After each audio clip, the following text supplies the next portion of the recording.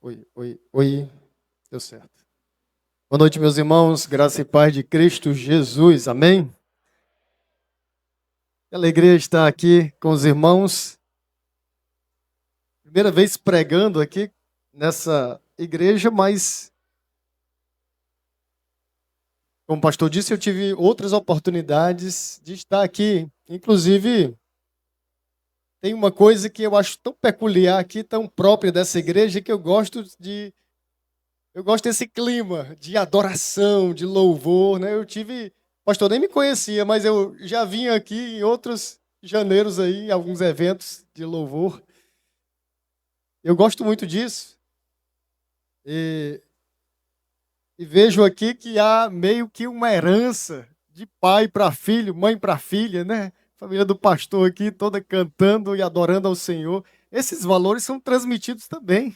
A adoração, a oração, a palavra, tudo isso é transmitido dentro da família. E isso redunda numa igreja forte, numa igreja forte.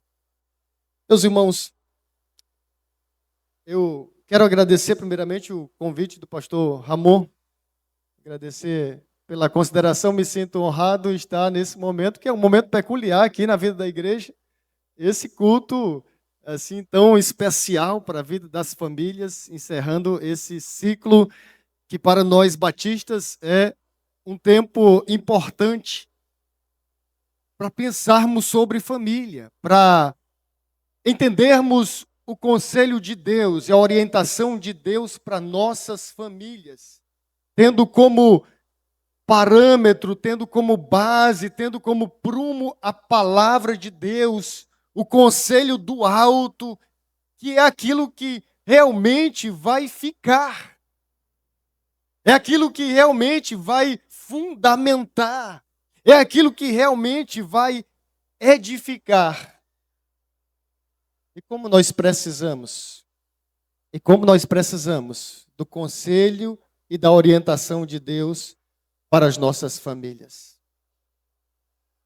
Como nós precisamos da direção de Deus para as nossas famílias. E nós precisamos exatamente porque nós somos famílias imperfeitas. Eu não sei a sua, mas a minha é imperfeita. E ela é imperfeita porque foi afetada pela desobediência do homem e da mulher lá no Éden. Nos trouxe a carga da imperfeição para as nossas famílias. Ela maculou a beleza e o projeto puro de Deus para as nossas famílias. O pecado fez isso. Fez isso na minha, fez isso na sua família. Por isso que nós precisamos do conselho de Deus diariamente para viver uma família que traga glória a Deus. Sabe qual foi o produto da rebelião do homem e da mulher, o produto da rebelião das famílias? Foi um distanciamento de Deus. O distanciamento do propósito de Deus para o seu lar, para o meu lar. Nós não precisamos, irmãos, apresentar aqui números nem pesquisas sobre a degradação das famílias no nosso tempo. Você pode ver a olho nu como as famílias estão cada vez mais fragmentadas naquilo que diz respeito a conceitos morais, conceitos espirituais, há meio que um terreno e uma areia movediça, onde as famílias estão tentando escapar de afundar e se ruir por completo. As bases para a edificação de um lar têm sido cada vez mais deixadas de lado. As bases preceituadas por Deus têm sido deixadas de lado. E a dinâmica das famílias se tornou a dinâmica do espírito desse século. É aquilo que o curso do mundo, para onde o curso do mundo levar, as famílias estão indo. E vão despenhadeiro abaixo. Resultados são casamentos arruinados, famílias destruídas, lares corroídos, lares sem prumo, sem uma estrutura, lares sem um fundamento. Por falar em estrutura, as crianças estão por aqui, né? A minha filha tem 10 anos. Ela entrou no 5º ano agora. E eu tenho 2 filhos, um tem 15 e a outra tem 10. Ela entrou no 5º ano e a escola disse que dentro do material escolar nós precisávamos comprar um kit geométrico. Kit geométrico. Aí no kit geométrico vem a régua, né? E uma série de outras que para mim são réguas também, como essa. Eu chamo tudo de régua. Mas aqui é um esquadro. É um esquadro. E você só vai saber o quanto um esquadro é importante se você perguntar a um pedreiro, a um arquiteto, a um engenheiro, a um matemático. Falar em matemático, o esquadro, talvez a gente olhe assim e diga, é muito fácil construir um instrumento desse. Mas esse instrumento foi pensado 500 anos antes de Cristo, por um homem chamado, um matemático, filósofo e religioso chamado Pitágoras.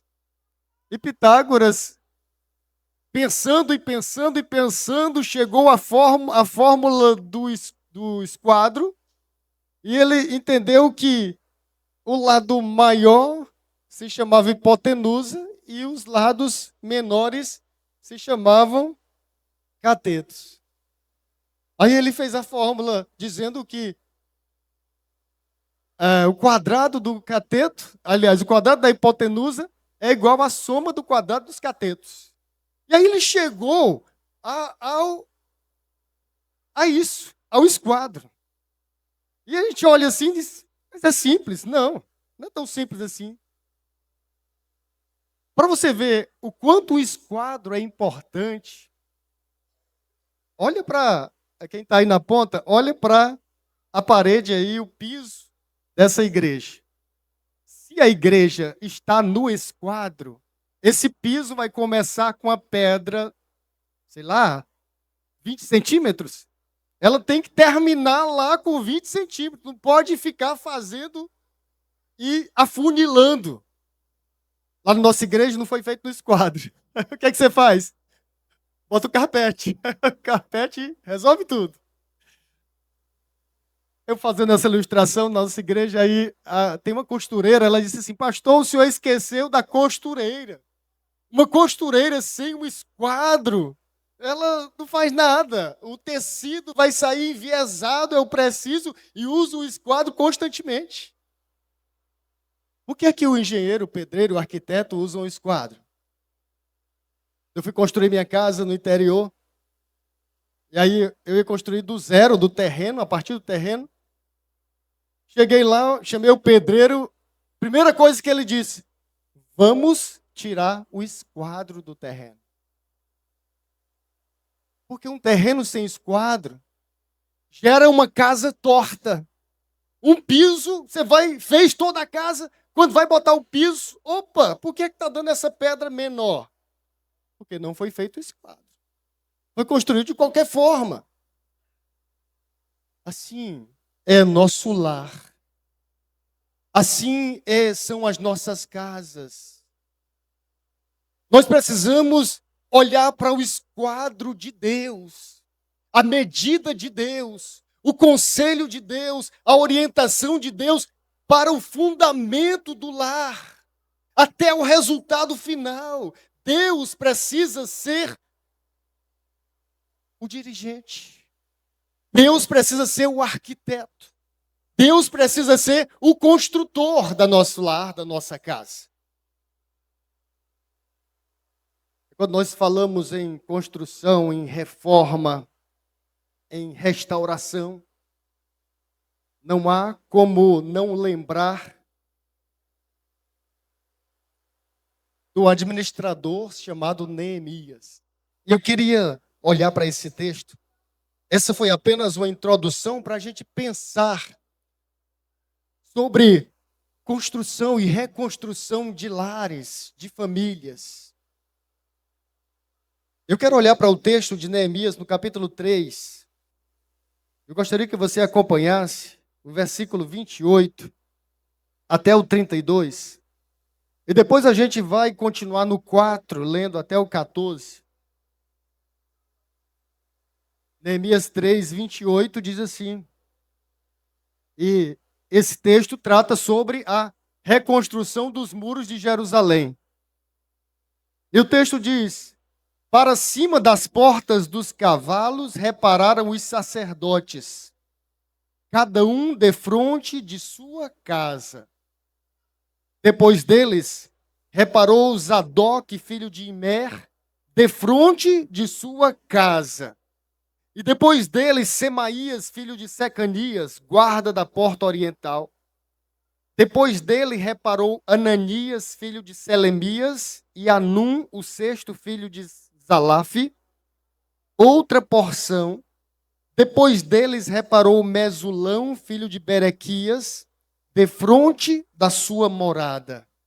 Depois dele, reparou Malquias, filho de Mourives, até a casa dos servos do templo e dos mercadores, defronte da porta da guarda até o eirado da esquina, entre o eirado da esquina e a porta das ovelhas, repararam os ourives e os mercadores. Capítulo 4, verso 1. Tendo Sambalate ouvido que edificávamos o muro, ardeu em ira e se indignou muito, e escarneceu dos judeus. Então falou na presença de seus irmãos e do exército de Samaria e disse: que fazem estes fracos judeus? Permitisse-lhes, isso? Sacrificarão? Darão cabo da obra num só dia? Renascerão acaso dos montões de pó as pedras que foram queimadas? Estava com ele Tobias, o amonita, e disse: ainda que edifiquem, vindo uma raposa, derribará o seu muro de pedra. Ouve ao nosso Deus, pois estamos sendo desprezados. Caia o seu opróbrio sobre a cabeça deles, e faze que sejam despojo numa terra de cativeiro. Não lhes encubras a iniquidade, e não se risque diante de ti o seu pecado, pois te provocaram a ira na presença dos que edificavam. Assim edificamos o muro, e todo o muro se fechou até a metade de sua altura, porque o povo tinha ânimo para trabalhar. Mas ouvindo Sambalate e Tobias, os arábios, os amonitas e os asdoditas, que a reparação dos muros de Jerusalém ia avante, e que já se começavam a fechar-lhes as brechas, ficaram sobremodo irados. Ajuntaram-se todos e de comum acordo para virem atacar Jerusalém e suscitar confusão ali. Porém, nós oramos ao nosso Deus, e como proteção pusemos guarda contra eles de dia e de noite. Então disse Judá: já desfaleceram as nossas forças, as forças dos carregadores, e os escombros são muitos, de maneira que não podemos edificar o muro. Disseram, porém, os nossos inimigos: nada saberão disto, nem verão até que entremos no meio deles e os matemos. Assim faremos cessar a obra. Quando os judeus que habitavam na vizinhança deles 10 vezes nos disseram: de todos os lugares onde moram subirão contra nós. Então pus o povo por famílias, nos lugares baixos e abertos, por detrás do muro, com as suas espadas e as suas lanças e os seus arcos. Inspecionei, dispus-me e disse aos nobres, aos magistrados e ao resto do povo: não os temais, lembrai-vos do Senhor, grande e temível, e pelejai pelos vossos irmãos, vossos filhos, vossas filhas, vossa mulher e vossa casa. Amém. Essa é a palavra do Senhor. Esse texto trata sobre reconstrução. Neemias foi um homem enviado por Deus para uma missão de reconstruir não somente a identidade de um povo, não somente os muros de uma cidade. Neemias foi conduzido pelo Espírito Santo de Deus para reconstruir famílias, reconstruir lares, reconstruir a fé que estava afetada, estava morrendo no meio do povo de Deus. O povo de Israel, o povo de Judá, nesse caso, havia se rebelado contra Deus. Deus havia dado conselho a eles para não se misturarem com nações pagãs. Eles não ouvem o conselho do Senhor e não só se misturam, mas como assimilam a cultura de toda aquela gente. Resultado? O povo é levado cativo para a Babilônia. É bem verdade que em Jerusalém ficaram alguns remanescentes. Algumas famílias ficaram em Jerusalém, mas a maioria foi levada para a Babilônia. E dentre esses estava Neemias. Neemias era copeiro do rei. Vivia numa situação, digamos, cômoda na corte. Mas o seu coração começou a queimar e arder por causa dos seus familiares, que ainda estavam lá vivendo na miséria, no desprezo e na destruição. Neemias, então, aquece o seu coração de amor pelos seus parentes. E o capítulo 1 do texto de Neemias diz que aquele povo vivia na miséria e no desprezo. Neemias sente compaixão pelos seus familiares. E ele resolve voltar àquela terra, à sua terra, aos seus parentes, porque havia uma missão para ser feita. Ele estaria reconstruindo lares que estavam quebrados pela desobediência, pela falta de Deus, por falta de espiritualidade. E Neemias, então, pede autorização ao rei Artaxerxes. O Artaxerxes autoriza Neemias voltar a Jerusalém. E eu quero olhar para esse texto dessa restauração ou reconstrução à luz das nossas famílias e extrair aqui alguns conselhos para nós como famílias. Como Neemias usou de sabedoria do alto para conduzir aquelas famílias a uma restauração. E como nós podemos também receber do alto de Deus a orientação para conduzir as nossas famílias e, se preciso for, restaurá-las. E a primeira coisa que eu destaco aqui é que Neemias começa aquela restauração daquela nação a partir das famílias. E é tão interessante você começar a ler o capítulo 3 todo, e eu li apenas o final, porque, vez por outra, você vai encontrar o texto, como do versículo 28, dizendo que eles repararam de frente da sua casa. Versículo 30 diz que eles repararam defronte da sua morada. O 29 diz, eles repararam de frente à sua casa, ou seja, eram famílias que estavam envolvidas da reconstrução do seu pedaço. E cada um construindo o seu pedaço aquela muralha logo ia ser concluída. Meus irmãos, isso diz muito sobre nós como nação. A família é a base de uma nação. Então, a nação será fraca se a família for fraca.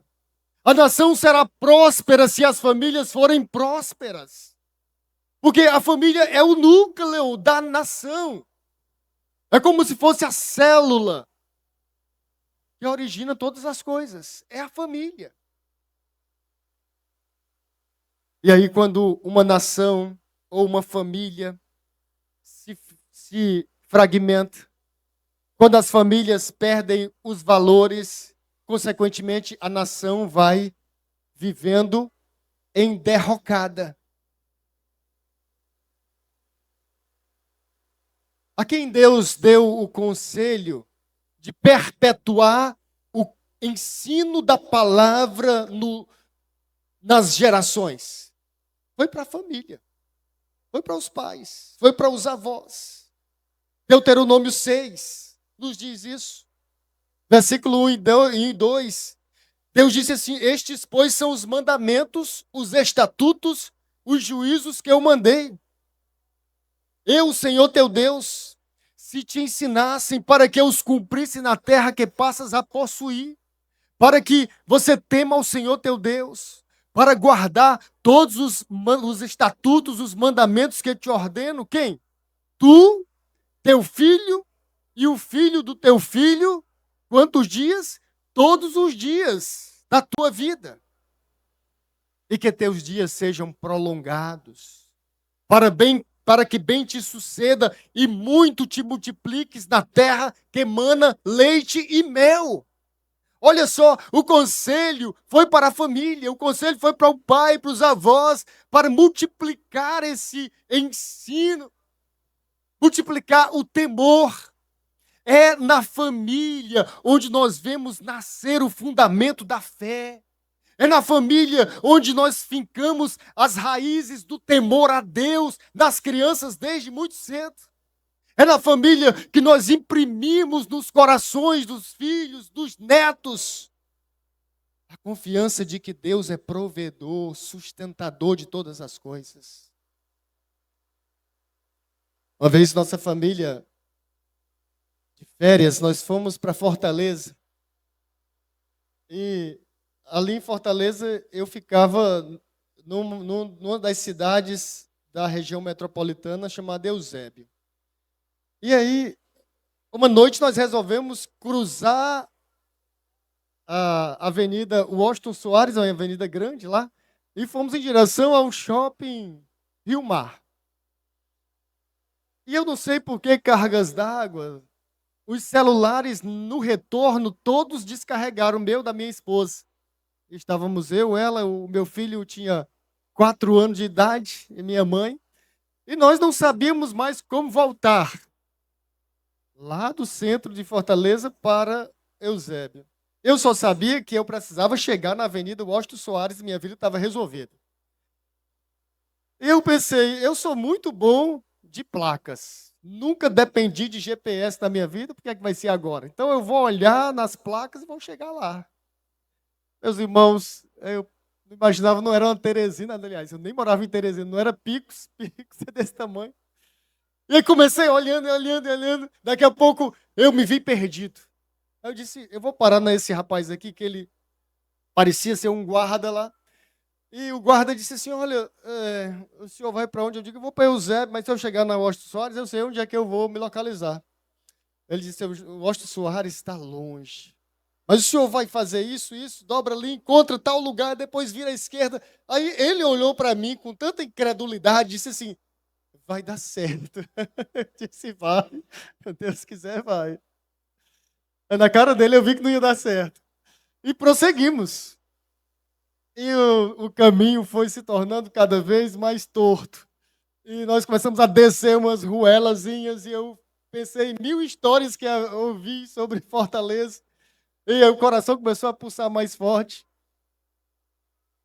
E meu filho, 4 anos, viu aquele movimento todo no carro. Aí, em certa altura, ele disse assim: pai, por que é que a gente não ora? O senhor não disse que oração resolve tudo? Eu disse: quando eu disse isso, meu Deus? Mas eu posso ter dito a ele de forma prática. E ele assimilou isso e guardou no coração. E aí eu disse assim: filho, pois ora aí. Aí ele fez uma oração bem curtinha. Senhor, nos ajuda a encontrar o caminho, em nome de Jesus, amém. Aí quando ele terminou a oração, eu vi um posto de gasolina aqui do lado, parei, o frentista estava lá, eu disse: rapaz, como é que eu faço para chegar na Washington Soares? Ele disse: o senhor está paralelo a ela, é só ir para o outro lado. Eu digo: que oração forte essa oração desse menino, né? Sabe, meus irmãos, eu me alegrei, não só pelo fato, é claro, de ter encontrado o caminho, mas eu me alegrei muito mais porque o temor a Deus, a confiança em Deus, estava sendo formada na vida daquele garoto. Muito cedo já trazia ali, ou já cultivou a confiança de que Deus é o que resolve tudo em todas as circunstâncias. Nós precisamos imprimir isso nos nossos filhos. E Deus diz que é a partir do lar, é a partir da nossa casa, é no âmbito da família que nós formamos famílias fortes, igrejas fortes, nação forte. Uma nação forte é uma nação que tem famílias alicerçadas em Deus. E a própria palavra diz: feliz é a nação cujo... Opa, vamos lá. Feliz é a nação cujo Deus é o Senhor. É feliz a nação cujo Deus é o Senhor. Mas para isso eu preciso apresentar o Senhor na minha casa.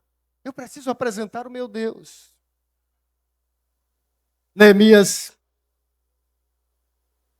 utilizou das famílias para o processo de reconstrução. Mas eu queria pensar ainda numa segunda coisa que podemos aprender nesse texto para as nossas famílias hoje. A partir da reconstrução de Neemias, é que num projeto de edificação ou restauração de um lar, de uma família, você vai encontrar inimigos. Não se engane. Você vai encontrar inimigos quando você quiser colocar a sua família no esquadro de Deus. Você vai encontrar inimigos. Ali em Jerusalém, naquela reconstrução daqueles muros, se levantou inimigos os mais diversos, mas tinha 2 que eram muito aguerridos. Sanbalat e Tobias. Não saía do encalço de Neemias, porque eles tinham um desejo. Eles queriam ver o muro no chão. Eles queriam ver a nação em ruínas. Eles queriam ver as famílias destruídas. Tem gente que aplaude, sabia? Tem gente que aplaude quando um casal se divorcia. Tem gente que aplaude quando a família começa a se deteriorar. E faz isso gratuitamente. Sem recompensa nenhuma, só pelo prazer de ver a desgraça do outro. Mas a sua luta não é contra essas pessoas. A luta é contra as hostes espirituais da maldade nos lugares celestiais. Essa é a luta genuína. A nossa luta é contra o inimigo de Deus, que muitas vezes usa pessoas para servir ao seu bel prazer de ver a destruição acontecer nos lares. Sabe, queridos, eu não quero que você fique assim, displicente acerca da luta espiritual que é travada nas regiões celestes para destruir o seu lar. Não fique displicente. Neemias aqui, ele colocava a família construindo, mas a família com arma também. Efésios, Paulo vai falar sobre a armadura que une as famílias, a espada do Espírito, a palavra de Deus, o capacete da salvação. A armadura que a família precisa ter está em Deus. Está em Deus. Porque as hostes espirituais da maldade, a guerra para destruir as famílias, está aí, o inimigo não descansa, ele não sossega, ele está o tempo todo querendo colocar o seu dedinho ali para trazer guerra, para trazer dissensão, para trazer ruína. Não é interessante para o inimigo uma família sólida, casais que se amam.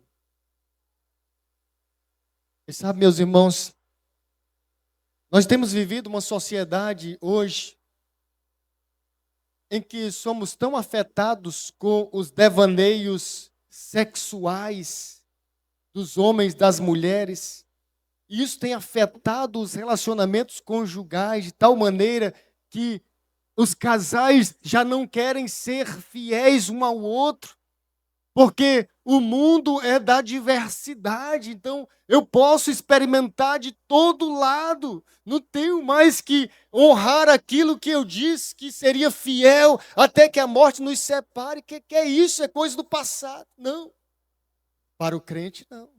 Para o servo de Deus, não. São pilares de compromisso, de elo que Deus nos delegou, que nos aconselhou, que não devem ser negociados, mesmo que essa geração em que vivemos, corrompida e má, tente enfiar a goela abaixo para nós. Nós precisamos ser conhecidos como o povo da aliança, o povo do compromisso, o povo que é fiel a Deus, mas também é fiel ao seu cônjuge, é fiel ao seu lar.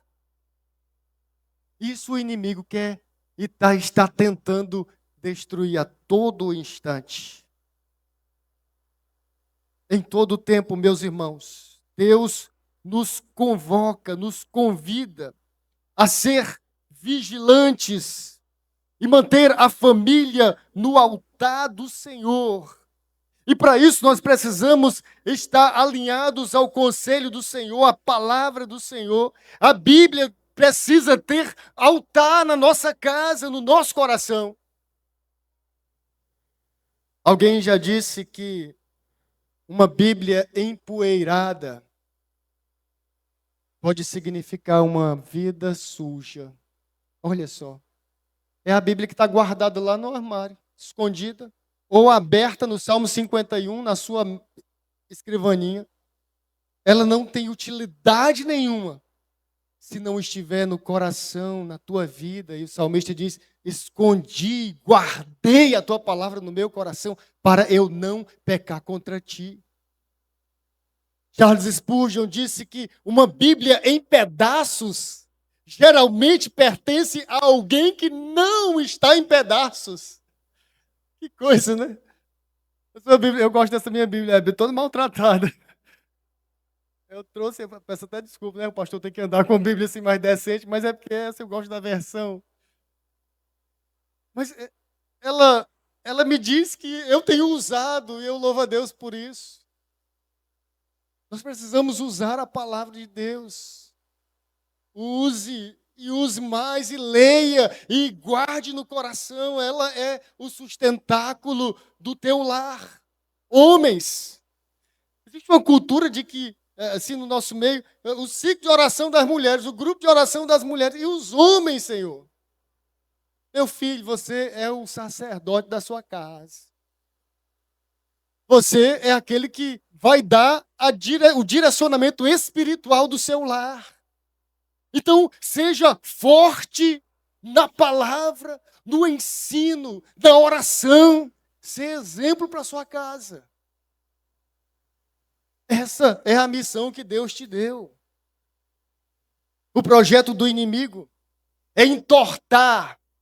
E ele começa a entortar a partir do fundamento.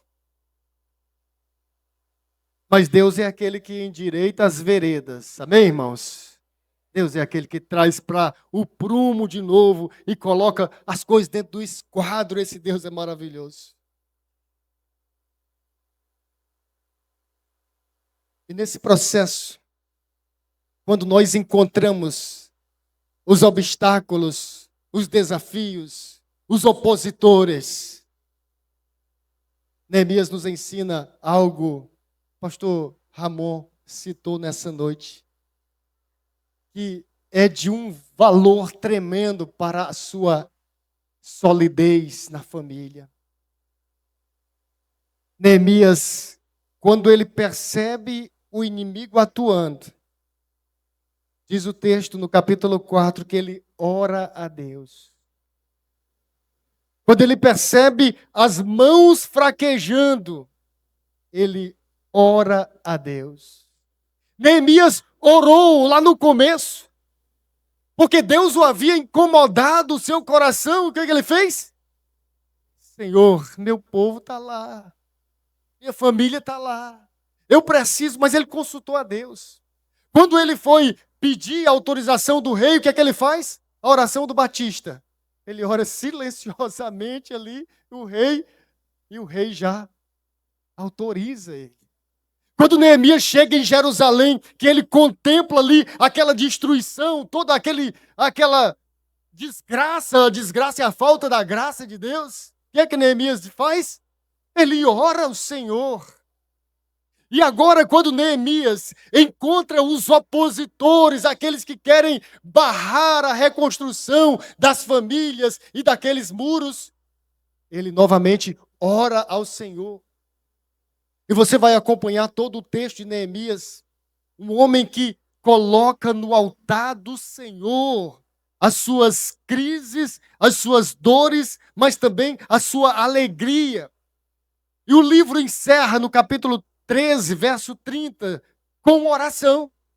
O livro encerra dizendo: lembra-te de mim, Deus meu, para o meu bem. Neemias era um homem que orava, porque ele entendia que a edificação, a reconstrução só acontecia se Deus estivesse nesse negócio. Sem Deus nada acontece, meu irmão, no lar e nem em lugar nenhum. Eu gosto de um livro do pastor Hernandes Dias Lopes, é um livretozinho pequeno, chamado Mães Intercessoras. Esse livro conta tanta experiência sobre a intercessão, mas uma delas ele conta a história fictícia de dois pescadores que estavam à beira de um rio pescando. De repente eles viram passar uma cabecinha assim, parecia uma criança. E o outro olha assim e diz: é uma criança, é. E eles pegam aquela criança. Daqui a pouco é duas, é três, é quatro, é cinco, e vem descendo crianças aos montes. E as mãos já não davam conta. Enquanto um dos pescadores tentava acolher as crianças, muitas desciam o rio abaixo. E um pensou assim: não adianta muito a gente ficar aqui. Nós temos que ir lá na origem. O que é que está acontecendo lá na ponta? E ele foi até a ponta. Sabe o que ele encontrou?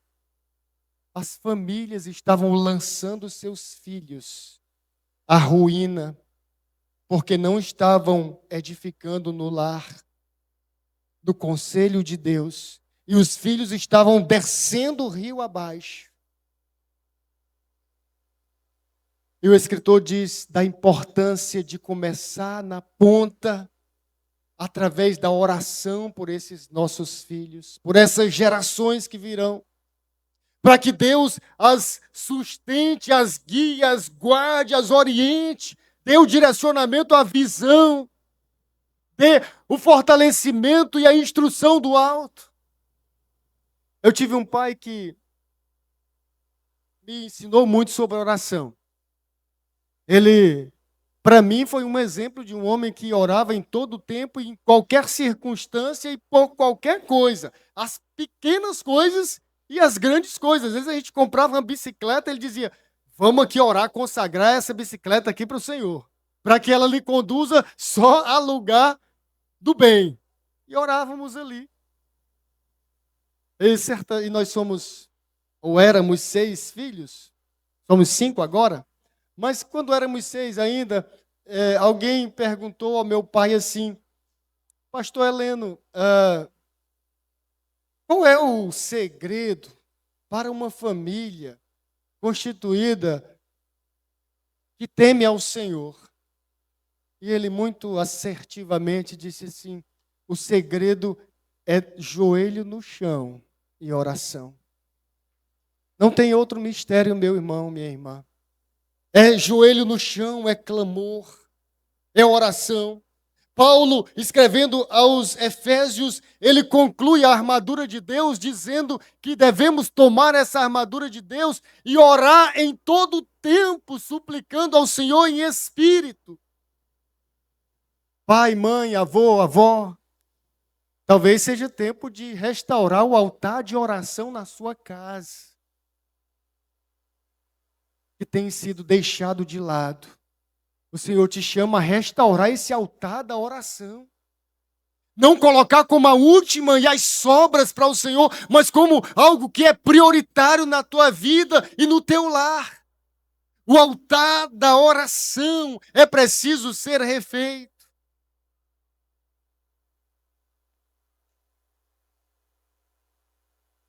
Eu quero concluir lembrando a você que talvez o seu lar não seja ou não esteja tão no prumo ou tão no esquadro. E de repente, você pode pensar, mas pastor, para mim, para minha casa, já não tem jeito. O senhor não sabe qual é a circunstância que eu tenho vivido, qual a dificuldade, é coisa que você nem imagina que está acontecendo no meu lar. Querido, para Deus tem jeito. Deus é aquele que apruma todas as coisas. Deus é aquele que tira do monturo. Ele fez isso com o povo de Israel. Reconstruiu toda uma nação. A sua mão não está encolhida para não te atender, nem seu ouvido está tapado para não te ouvir, diz a palavra de Deus. Talvez o que esteja faltando é você entregar a Ele a tua casa, o teu lar. Isso começa quando você entrega a sua própria vida. Deixa eu contar para vocês. Eu falei que nossos lares não são perfeitos. E houve um tempo na casa do meu pai que as coisas desandaram e meu pai tomou um rumo diferente, quis voltar à vida velha de jogatina, de jogo do bicho. E minha mãe, uma mulher que sempre orou, intercedeu, mas que conduziu seus filhos para a igreja, se manteve fiel ao Senhor, orando a Deus pelos filhos, mas orando pela vida dele. E Deus, que é misericordioso e bom, um dia restaurou aquele homem, trouxe de volta o aprisco das ovelhas, deu a ele novos sonhos, novas visões. 60 anos de idade, ele foi para o seminário Batista do Cariri, lá no Ceará. Ele disse, eu quero ser pastor. Faleceu em 2011, servindo ao Senhor até o último dia da sua vida. Mas houve alguém que instituiu um altar de oração. Se é por esse Senhor, eu sei que o Senhor pode restaurar todas as coisas. Deus é aquele que pode restaurar todas as coisas. Eu quero te convidar a ficar de pé. E se nessa noite você veio aqui, não sei quem te convidou, mas eu sei que o convite principal foi do Espírito Santo na sua vida. E se esse Espírito Santo que te trouxe até aqui tem convocado você a fazer um elo com Deus, a fazer o compromisso com Deus, a edificar o seu lar agora a partir do conselho de Deus. Eu quero te convidar a tomar uma decisão na sua vida. Talvez você diga assim, mas na minha casa não tem ninguém que é crente. Mas vai começar com você.